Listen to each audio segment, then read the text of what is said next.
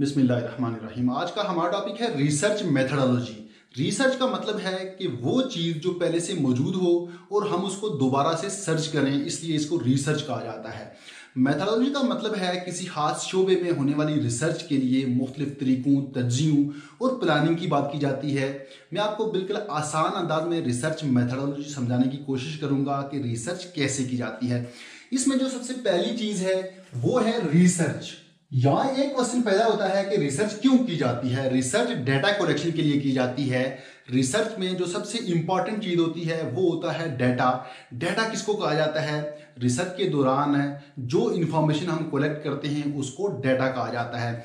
Data भी दो तरह का होता है, एक को कहा जाता है प्राइमरी डेटा और दूसरे को कहा जाता है सेकेंडरी डाटा। प्राइमरी डाटा को फर्स्ट हैंड इंफॉर्मेशन भी कहा जाता है और सेकेंडरी डाटा को सेकेंड हैंड इंफॉर्मेशन भी कहा जाता है। प्राइमरी डाटा वो डाटा होता है जो हम खुद कलेक्ट करते हैं, कहीं जाकर हम उसको कलेक्ट करते हैं। मसलन सेल्फ एक्सपेरिमेंट, हम कोई एक्सपेरिमेंट करते हैं खुद से, उससे जो हमें डाटा मिलता है, जो हमें इंफॉर्मेशन मिलती है वो प्राइमरी डाटा होता है। पर्सनल इंटरव्यू लेते हैं किसी का, वो डाटा भी प्राइमरी डाटा होता है। ऑब्जर्वेशन करते हैं किसी की खुद से, तो वो भी हमारे पास जो डाटा आएगा, इंफॉर्मेशन आएगी, वो प्राइमरी डाटा होगा। सेकेंडरी डाटा में क्या होता है, ये डाटा हम खुद कलेक्ट नहीं करते बल्कि किसी का कलेक्ट किया हुआ डाटा यूज करके हम अपनी रिसर्च करते हैं। जो रिसर्च पहले से हो चुकी होती है हम उसको यूज करते हैं। मसलन न्यूज़पेपर से हम कोई डाटा लेते हैं, कोई इंफॉर्मेशन लेते हैं, आर्टिकल हो गए, इसी तरह मैगजीन से हम कोई डाटा लेते हैं। ये जो डाटा होता है ये सेकेंडरी डाटा होता है। इसके बाद एक और टर्म यूज होती है जिसको कहा जाता है रिस्पोंडेंट। रिस्पोंडेंट वो लोग होते हैं जिनसे डाटा कलेक्ट किया जाता है। जैसे मर्दमशुमारी में हम घर घर जाकर लोगों से डाटा हासिल करते हैं, इंफॉर्मेशन कलेक्ट करते हैं। वो लोग जिनसे हम डाटा कलेक्ट करते हैं वो रिस्पोंडेंट होते हैं। इसके बाद आता है एनालिसिस।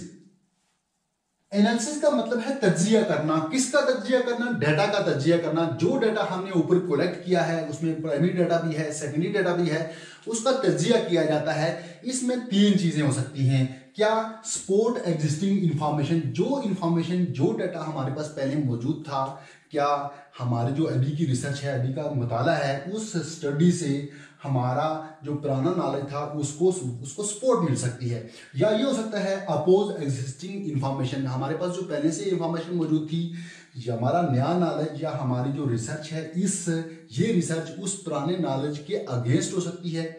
और तीसरी बात ये हो सकती है एडिंग न्यू इंफॉर्मेशन। हमारा जो पुराना नॉलेज था, हमारी नई इंफॉर्मेशन या नई जो हमारी रिसर्च है, ये रिसर्च उस हमारे पुराने नॉलेज में कुछ ऐड कर दे, उसमें कुछ इजाफा कर दे। इसमें एनालिसिस में यही तीन चीज़ें होती हैं। जब हम ये तज्जिया करते हैं, एनालिसिस करते हैं, हमारे पास एक नया डाटा आ जाता है। इसके बाद आगे चलते हैं स्टेप्स इन रिसर्च। स्टेप्स में जो सबसे पहला स्टेप होता है वो होता है प्रॉब्लम आइडेंटिफिकेशन। हम यहाँ क्या करते हैं, सबसे पहले किसी प्रॉब्लम को आइडेंटिफाई करते हैं। अगर हमारे पास कोई प्रॉब्लम ही नहीं होगी तो हम रिसर्च कर ही नहीं सकते। जब तक हमारे पास प्रॉब्लम नहीं होगी तो हम आगे नहीं बढ़ सकते, हम रिसर्च नहीं कर सकते। इसलिए रिसर्च के लिए ज़रूरी है कि कोई ना कोई प्रॉब्लम हो। तो इसलिए ये सबसे पहला स्टेप है कि हमने सबसे पहले क्या करना होता है, किसी प्रॉब्लम को आइडेंटिफाई करना होता है। फिर क्या होता है, रिव्यू ऑफ अवेलेबल लिटरेचर। जब हमें प्रॉब्लम का पता चल जाएगा उसके बाद आज के दौर की अगर बात की जाए तो आज के दौर में उस प्रॉब्लम से रिलेटेड बहुत सारी रिसर्च हो चुकी होती हैं।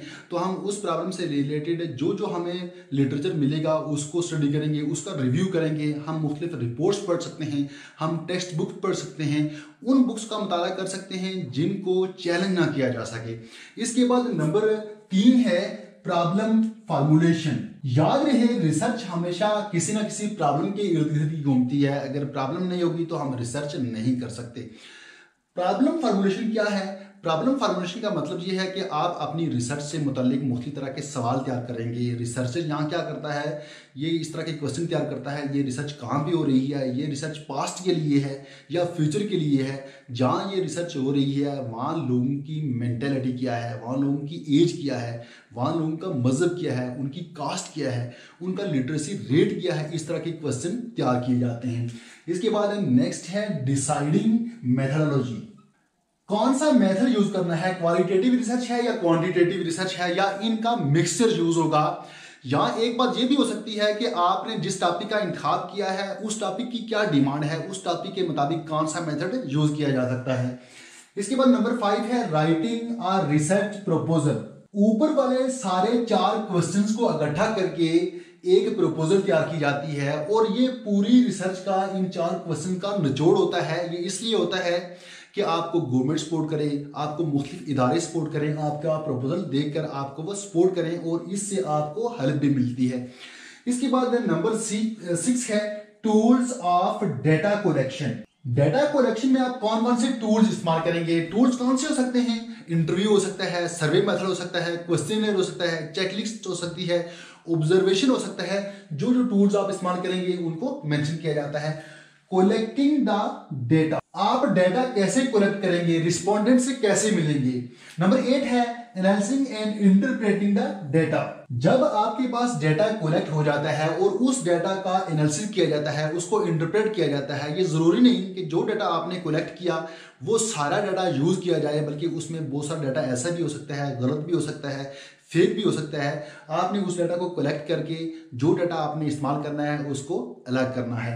इसके बाद लास्ट पॉइंट है जो बहुत इंपॉर्टेंट भी है, राइटिंग रिसर्च रिपोर्ट। लास्ट में रिसर्च की एक रिपोर्ट तैयार करनी होती है जिसको रिसर्च रिपोर्ट कहा जाता है। इस रिपोर्ट में क्या होता है, आपने रिसर्च में जो जो चीजें फाइंड की, जो आपका रिजल्ट आया, वो तमाम चीजें नोट करनी होती हैं। इसमें किस तरह की चीजें हो सकती हैं, आपकी फाइंडिंग्स क्या थी, बस आपकी रिसर्च से क्या नताइज निकले, उसका इफेक्ट लोगों पर क्या हुआ, क्या होगा, उसके एडवांटेजेस क्या हैं, क्या ये रिसर्च मुस्तकबिल में या लोगों के लिए लोगों की मदद कर सकती है या नहीं कर सकती, उसकी जो भी पॉजिटिव चीज़ें हैं वो आपने यहाँ नोट करनी है।